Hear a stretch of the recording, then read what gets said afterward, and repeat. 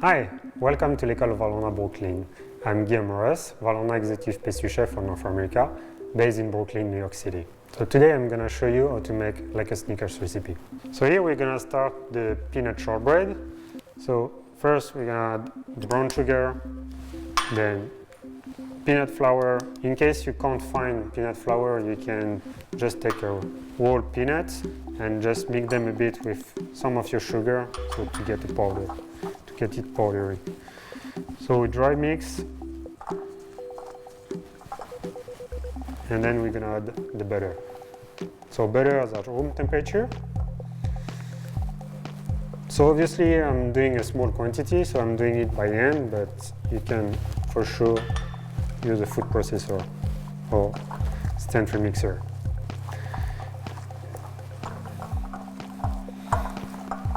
Now it's well mixed with the butter, so I'm gonna add the egg. So if you have bigger quantity, don't put all your eggs, but just a little by little. So I did use the peanut flour, but in case you don't have, you can use any other flour, like hazelnut flour, almond flour. Try to use something which is more neutral than something really specific in terms of taste. For example, avoid to use pistachio, because you don't want to bring the pistachio flavor with the peanut and the milk chocolate at the end. So try to use something more classic, if I may. So here it's almost well mixed. So we're gonna add the flour, the all-purpose flour, and the potato starch. So here the potato starch and the all-purpose flour.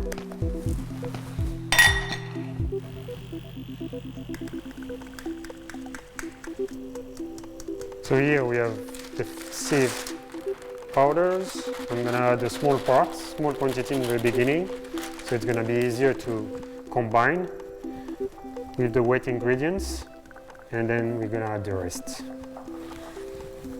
So the process is exactly the same if you are using a food processor or a freestanding mixer. And as soon as everything is combined, we have an homogeneous texture, I'm gonna stop. So here we have the two baking parchment paper with the dough in the middle. So I advise you to, as soon as your dough is mixed, spread it directly or roll it out directly. So obviously you can use a dough sheeter if you have one, or if you have bigger quantity. So my recommendation is to scale between 650 to 700 grams of dough, and you can usually spread it at around 2.5 millimeters.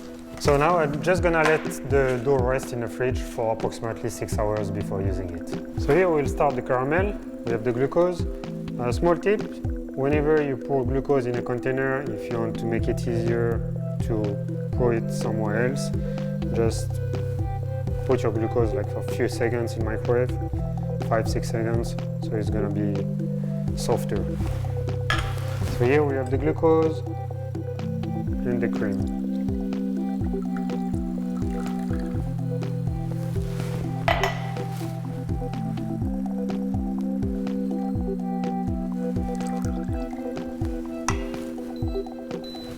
And we simply bring it to boil. So now the cream is boiling, so we can remove from the heat, and we're gonna start the dry caramel. So when you start your dry caramel, make sure you have a big pot, so you can use a smaller pot for your cream. Warm it up first, and then we're gonna add the sugar little by little.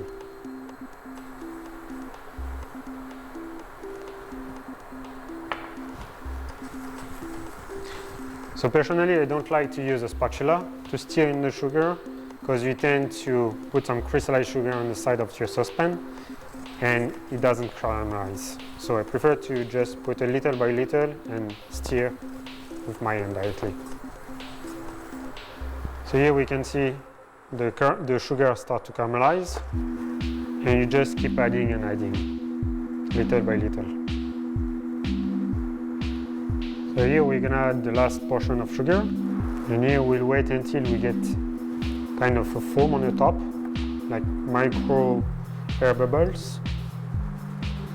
So lighter will be your caramel, sweeter it's gonna be, darker it's gonna be bitter.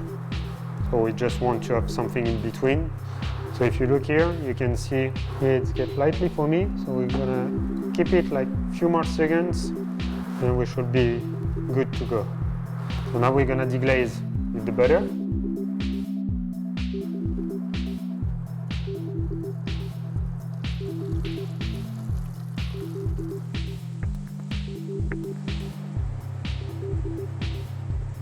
And now we are adding the hot cream.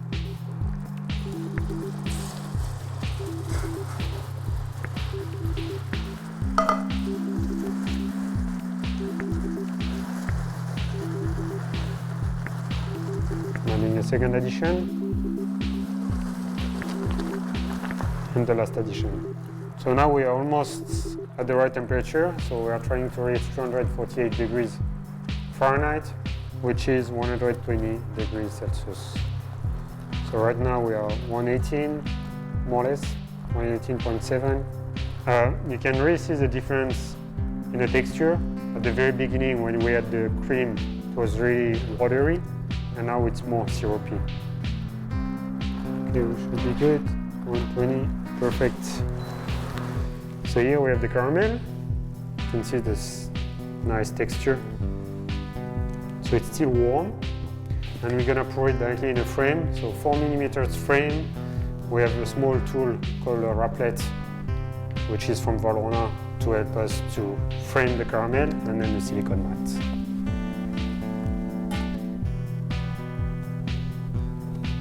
And here we go.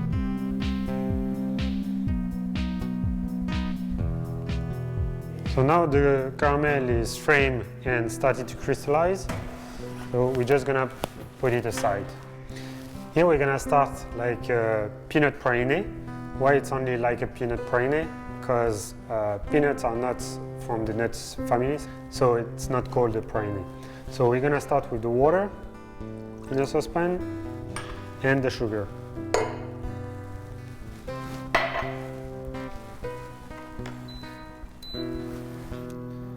And we're gonna bring it to 245 degrees Fahrenheit. So here we are splitting the vanilla pod, and we're gonna add the vanilla seeds. So the vanilla is really optional, just to give an extra taste. You can just use the water and sugar.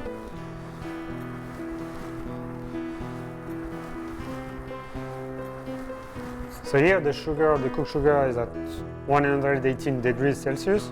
So we're gonna just stop for now, remove the vanilla pod.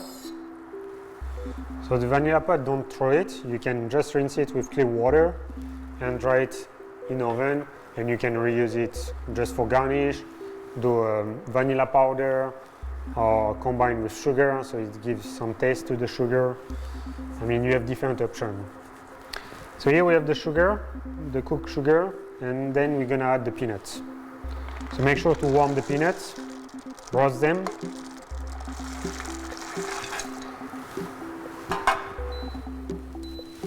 And we're gonna stir. So now the sugar or the syrup will start to crystallize. So you have to keep stirring, and then at some point the crystallized sugar will caramelize. Here you really still see the syrup. It's not yet crystallized, and within a few seconds it's gonna start to crystallize. You can already see here, especially on the spatula, you can see like pieces of sugar. And now you can really see it in a saucepan, in a pot. So you really see all the syrup started to crystallize. And now we just keep stirring on the heat, and it's gonna start to liquefy again and caramelize. So here we are done. You can see all the sugar started to caramelize. So we're just gonna pour on the silicone mat. So we're gonna let the peanuts cool down a bit, and then we're gonna mix it in a food processor. So just to mix a bit to break them, so everything is gonna fit in. And now we just let it mix until we get the paste.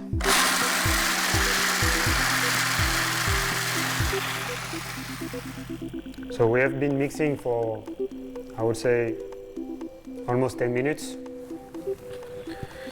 And now we're gonna just transfer in this bowl. So here we have the melted Jivara chocolate and the warm praline. When I say warm, it's about 40 to 45 degrees, which is roughly 120 degrees Fahrenheit. So we're gonna combine both together. So I just add a small part first,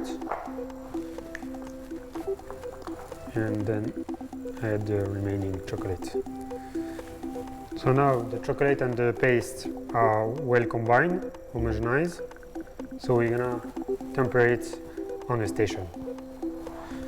So the idea is to cool it down so there is no fat migration for the cocoa butter, so it won't affect the coating at the end.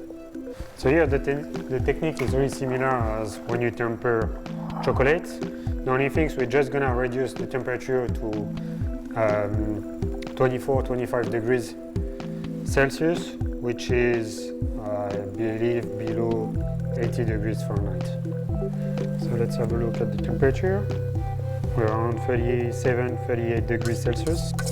So we have still 12-13 degrees to go. So we can spread it again to cool down the temperature a bit. Now we reach the temperature, so we're gonna put back the chocolate and the praline in a bowl. And now we're gonna add crushed peanuts. Just stir a bit, so I don't put everything out, and the Eclador.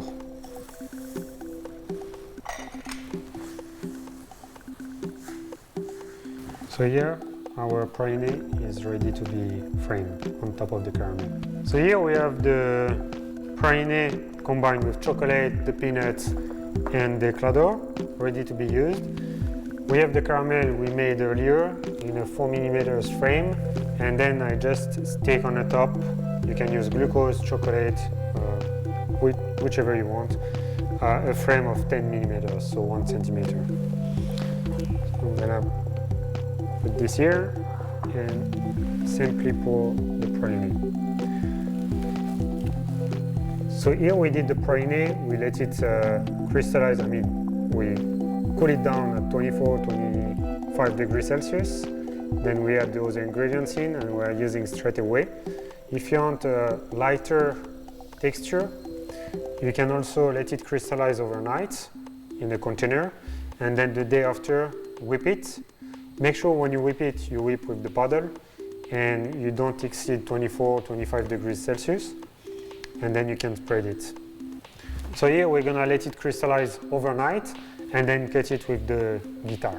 So here we have the peanut shortbread. So I recommend you to remove both baking paper before starting cutting it. So you remove one, you flip it over, and then you remove the paper on the top. And then now we're gonna cut strips 11 centimeter by 2.2 centimeter. And then if you have a multi cutter, you can use this, otherwise knife and a ruler will do the job well.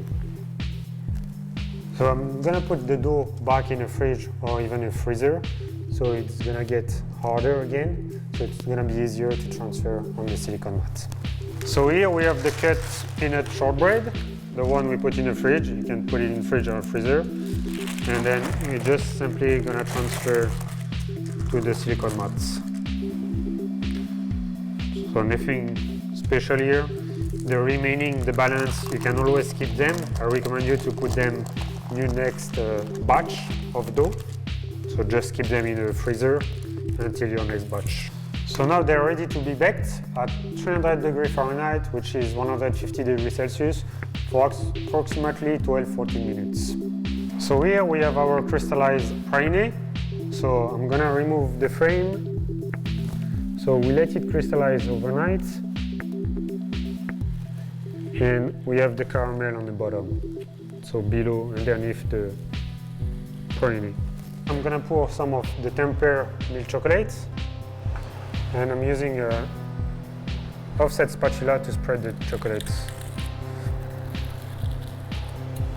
And now I'm gonna cut a strip of 11 centimeters.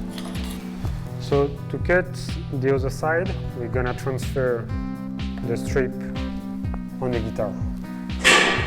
So here we have the baked peanut shortbread and then the praline and the caramel together. So we're just gonna pipe some of the tempered chocolate, milk chocolate. So normally they should fit, as they have been cut the same size, 11 centimeters by 2.2 centimeters. And now they are ready to be unrolled in a cutting machine.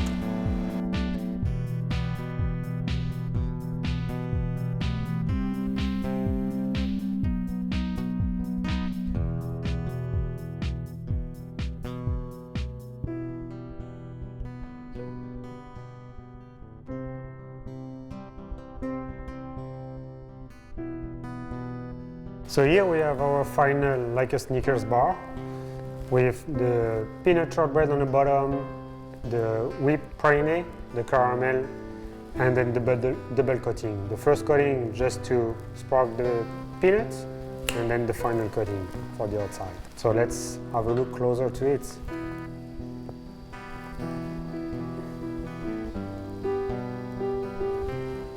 Thank you so much for watching the video. Hope you had a good time. We hope to see you soon at l'École Valrhona Brooklyn for in-person classes. You can have all the information on the website or on the Valrhona app. We currently have in-person classes here, also online demonstration, live or pre-recorded. Thank you so much and see you soon.